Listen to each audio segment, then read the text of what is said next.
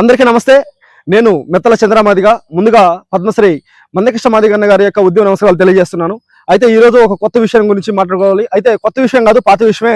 ఇటీవల తెలంగాణ రాష్ట్రంలో విడుదల చేసినటువంటి కులగణన లెక్కల ప్రకారంగా తెలంగాణ రాష్ట్రంలో దాదాపు 37 లక్షల మంది మాదిగలు ఉన్నారనేది మనందరికీ తెలిసిన విషయమే. రేవంత్ రెడ్డి ఎస్సీ వర్గీకరణ చేసేటప్పుడే మాదిగలకి తగ్గించి రిజర్వేషన్ ఇస్తున్న క్రమంలో తెలంగాణ రాష్ట్రంలో కాంగ్రెస్ ప్రభుత్వానికి రేవంత్ రెడ్డికి ఎదురుదిరిగి నిలబడినటువంటి పద్మశ్రీ మందకృష్ణ మాదిగన్న గారి యొక్క ఉద్యమాన్ని పక్కదారి పట్టించడానికి కాంగ్రెస్ ప్రభుత్వానికి లొంగిపోయినటువంటి కొంతమంది బానిసలు, మాదిగ బానిసలు, కాంగ్రెస్ మాదిగ తొత్తులు రేవంత్ రెడ్డికి బానిసత్వం చేస్తున్నటువంటి కొంతమంది తొత్తులు, వాళ్ళలో ముఖ్యంగా Osmania university arts college principal గా ఉన్నటువంటి ఒక మాదిగల ద్రోహి మందకృష్ణ మాదిగన్న గారి యొక్క ఉద్యమాన్ని పక్కదారి పట్టించడానికి మాదిగలకు 11% రిజర్వేషన్ అవసరం లేదు, 9% ఇస్తామని చెప్పినని సరిపోతుందని చెప్పినని రేవంత్ రెడ్డితో ఒక కుట్రపూరితమైన కుట్ర పన్ని మాదిగ జాతికి రిజర్వేషన్ తగ్గించడం జరిగింది.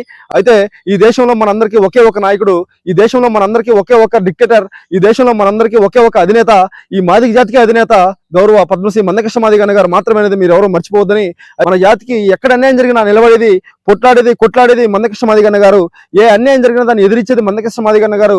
అందుకని జాతి మొత్తం మందకృష్ణ మాదిగన్న గారికి అండగా ఉండి మందకృష్ణ మాదిగన్నతో నడవాలని చెప్పి నేను మీ అందరికీ గుర్తు చేస్తున్నాను. అయితే కృష్ణన్న 11% రిజర్వేషన్ కావాలని చెప్పి నేను రేవంత్ రెడ్డి మీద ఫైట్ చేస్తూ ఉంటే కాంగ్రెస్ ప్రభుత్వానికి లొంగిపోయినటువంటి కొంతమంది మాదిగ తుత్తులు 11% రిజర్వేషన్ అవసరం లేదు, 9% చాలని చెప్పినని ఆ మాదిగ జాతిని పక్కదారి పట్టించడం జరిగింది. అది మనకి అండగా తోడుగా మనకి రక్షణ కల్పించేది ఒక ఎంఆర్పిఎస్.